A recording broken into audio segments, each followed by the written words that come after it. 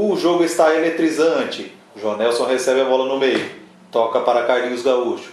Carlinhos Gaúcho corre para a linha de fundo, vai centrar na área. Recebeu Ferdinando, dominou no peito, chutou, bateu, é gol! Gol! Opa, mas espera aí.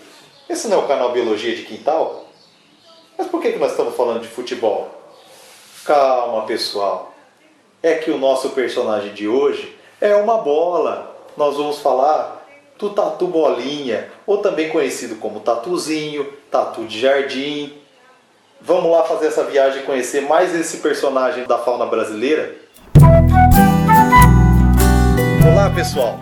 Seja bem-vindo a mais um vídeo do canal Biologia de Quintal. E como vocês já viram, hoje nós vamos falar sobre o Tatuzinho de Jardim, ou Tatu Bolinha. A ideia desse vídeo surgiu de um amigo nosso, que falou que sempre brincava com o Tatuzinho de Jardim e queria saber mais sobre esse bichinho. E eu achei legal, porque eu também, quando era criança, brinquei um pouco com esses bichinhos. E foi mais bacana ainda que quando eu comecei a contar para as pessoas que a gente ia gravar sobre o Tatu Bolinha, as pessoas falaram: nossa, eu também brinquei com ele na minha infância. Então olha que legal, hoje, aquele bichinho que fez parte da infância de muita gente, nós vamos saber um pouquinho mais sobre eles. Vamos lá conhecer mais sobre a biologia do Tatuzinho de Jardim, ou Tatu Bolinha? Então, pessoal, nós viemos até uma casa onde tem Tatuzinho de Jardim e vamos falar algumas curiosidades sobre esses animais. Primeira coisa, muita gente acha que os Tatuzinhos de Jardim são insetos, mas eles não são insetos. Na verdade, eles são crustáceos. Crustáceos? Como assim crustáceos? Isso, eles são parentes distantes dos camarões e das lagostas. Porém, eles pertencem a outra ordem chamada Isópoda. Iso significa iguais e poda significa patas. Então, isópodas, os tatuzinhos, eles têm todas as patas iguais. O nome científico do tatuzinho de jardim é Armadillo vulgare. Eu estou aqui com dois indivíduos de tatuzinho na minha mão, né, que nós pegamos aqui nesse canteiro desse jardim. E como que a gente conseguiu achar e sabia onde viviam os tatuzinhos? Então, o hábito alimentar dos tatuzinhos, ele é bem parecido com o hábito das minhocas. Ele se alimenta da matéria orgânica que está se decompondo no solo. Então, normalmente ele restos de folha, de galhos, coisas que caem sobre o solo, com a ação de micro-organismos, vai degradando essa matéria e isso é a fonte de alimento do tatuzinho de jardim. Ele se alimenta dessa matéria orgânica. Então esses daqui que eu peguei para mostrar para vocês, que eu achei nesse canteiro, vou colocá-los de volta aqui. Todos os tatuzinhos que a gente vai ilustrar o nosso vídeo, a gente está devolvendo eles para o solo. Outra coisa muito interessante desses tatuzinhos é que, como eu disse, eles são parentes dos camarões e das lagostas. E eles apresentam um tipo de respiração que é semelhante ao desses animais que vivem na água, que retiram o oxigênio da água. Ele também precisa de oxigênio presente na água para respirar. Como que ele faz isso se ele vive no ambiente terrestre? Para viver nesses ambientes, eles apresentam algumas modificações que permitem que ele consiga retirar o oxigênio dessa umidade. Então, os tatuzinhos de jardim, eles apresentam como se fosse uma tampa sobre as brânquias, que são a estrutura respiratória deles, que consegue fazer um acúmulo de água. E ali ele faz as trocas gasosas com essa água acumulada sobre as brânquias dele. Mais uma adaptação para evitar a perda de água é o fato de eles serem fotonegativos. O que é ser fotonegativo? Significa que eles se escondem ou se afastam da luminosidade. Como que a gente consegue perceber isso? Normalmente quem conhece os tatuzinhos, quando quer encontrar um, o que faz?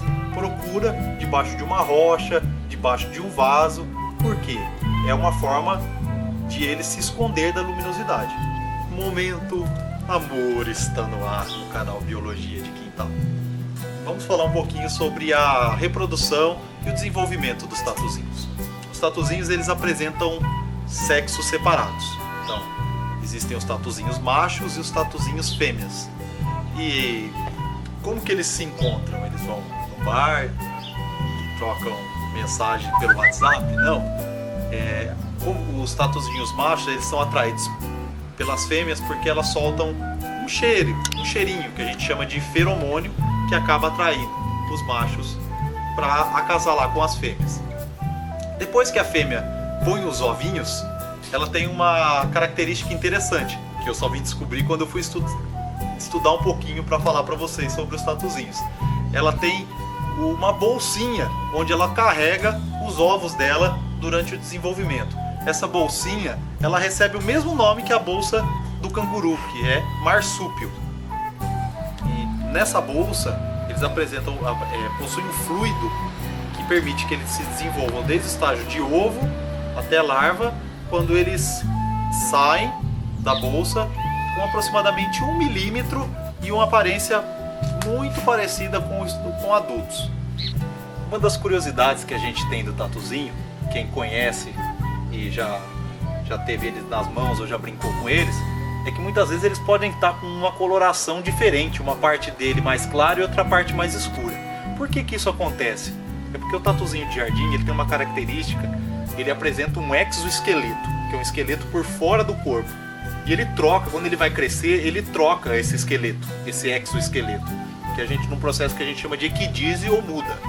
E ele troca por partes. Primeiro ele troca uma parte do corpo e depois uma outra parte. Então ele sempre troca em duas etapas. E por isso que uma parte mais envelhecida e outra mais nova pode ter colorações diferentes. Mas nós falamos do tatuzinho de jardim e não falamos da característica que torna eles animais tão engraçadinhos, que é a capacidade de virar uma bolinha. Por que ele vira uma bolinha? Chega mais perto aqui. Essa característica de virar uma bolinha é uma estratégia de defesa do tatuzinho. Então, quando ele sente algum perigo, ele se vira todo para dentro, formando como se fosse uma bola mesmo. Outra vantagem que ele tem quando ele fica nessa posição é que também evita a ele a perca de água. Como nós dissemos, é fundamental para a sobrevivência dele. Pessoal, esse foi mais um vídeo do canal Biologia de Quintal. Vamos agradecer aqui a Fátima e o Adalto, que cederam o quintal deles para nós falarmos um pouco sobre tatuzinhos. Valeu e até a próxima! Se você gostou do nosso vídeo, não deixe de se inscrever no canal Biologia de Quintal. Você também pode nos acompanhar assistindo nossos vídeos pela nossa página do Facebook. E por fim, deixe o seu comentário dando mais sugestões de vídeos e seja o artilheiro dessa partida.